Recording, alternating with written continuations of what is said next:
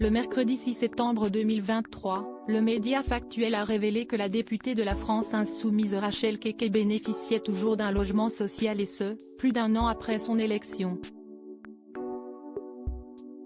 Ce vendredi 8 septembre 2023, l'élu a décidé de répondre publiquement aux accusations et assure qu'elle est dans son bon droit.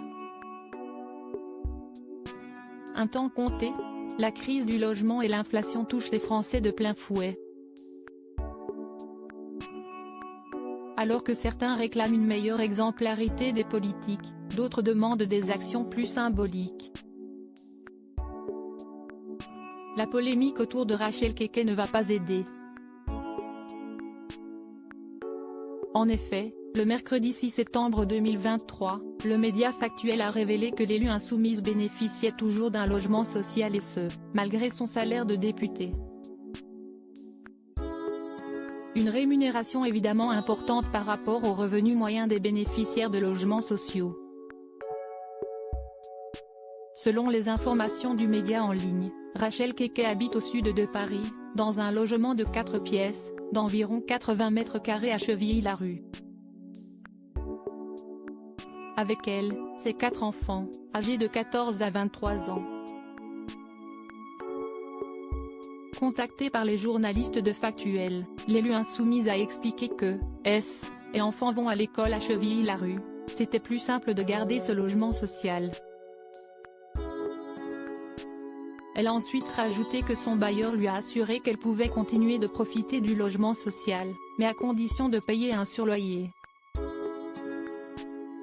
Rachel Keke garde les clés depuis les révélations, la polémique enfle. Représentante de la nation, Rachel Keke n'a pu garder le silence.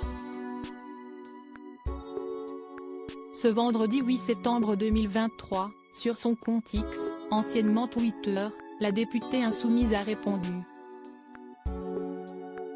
J'habite en effet à Chevilly-Larue dans un logement social qui m'a été attribué via le 1% patronal lorsque j'étais femme de chambre, et je ne m'en suis jamais cachée, ni avant, ni après mon élection, a ainsi débuté l'élu.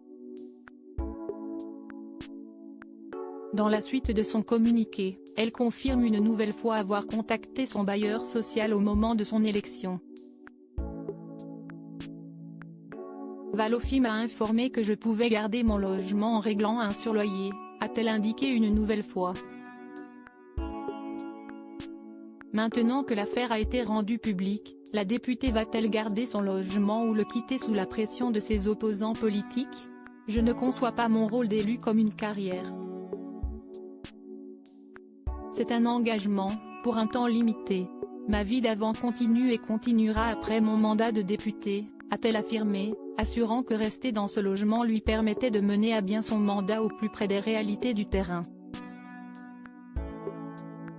Étant dans son bon droit, selon elle, Rachel Keke conserve donc son logement social le temps de son mandat politique. Affaire suivante.